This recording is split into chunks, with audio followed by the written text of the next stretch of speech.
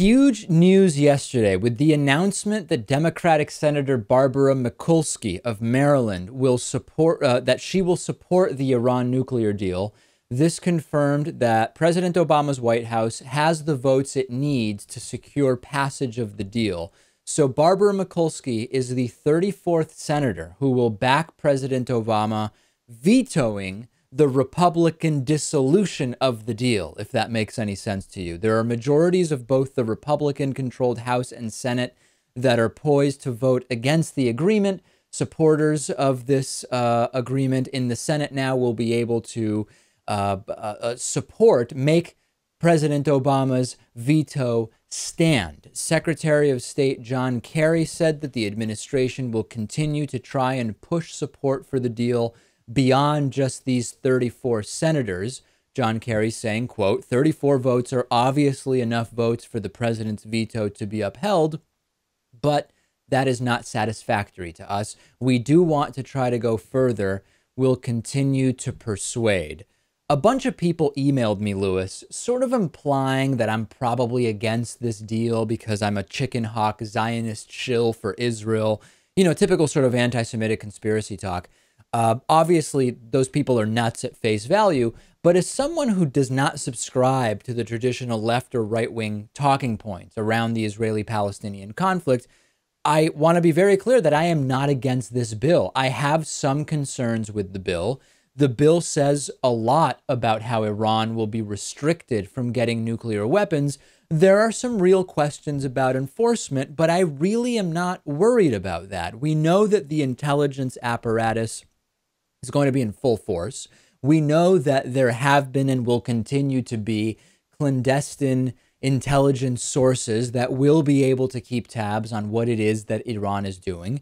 No deal is perfect, and I actually think that whether you like or dislike the deal, or in other words, whether you want a diplomatic solution in Iran or a military solution, you should be happy about this deal in either case. Hear me out. If you prefer a diplomatic solution, not a military solution, as I do, then you should like the deal because it puts on paper that the international community has inspection rights to see what Iran is doing. It sets very specific rules for what Iran is and is not allowed to do. And it shows that, in principle, the international community does give Iran permission to enrich uranium to a degree established to be for peaceful purposes. So, Lewis, if you want a diplomatic solution, there's some good stuff in this deal.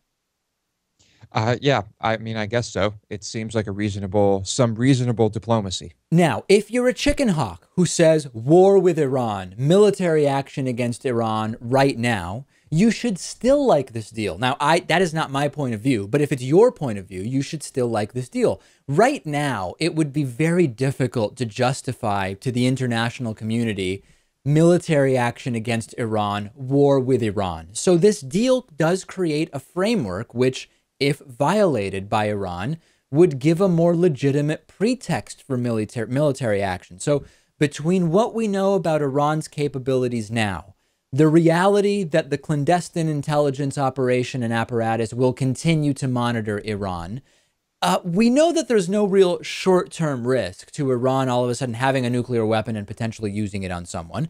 But this creates a very specific list of parameters, which, if violated, would be more justifiably defensible for going into Iran militarily. It's a win either way.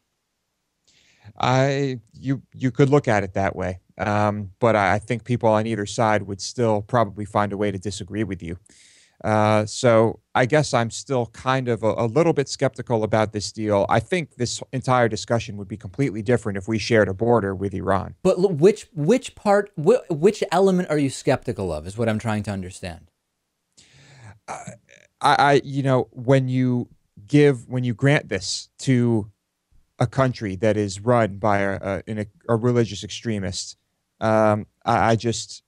it just kind of makes me shiver. Here's the thing. I don't disagree with you. But what I think is good about this is that because we know that Iran is not going to have a nuclear weapon tomorrow, this deal sort of shows that in spite of this being a country that has this religious regime in charge, we're still willing to grant them some latitude and allow them to say, hey, we're going to comply with the deal. So if you like diplomatic solutions, that's what this purports to be.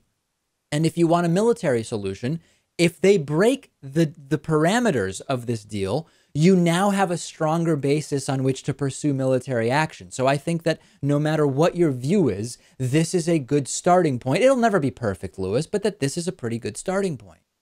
Yeah, and what I like about this is that it could do wonders for our relationship with Iran in the long term.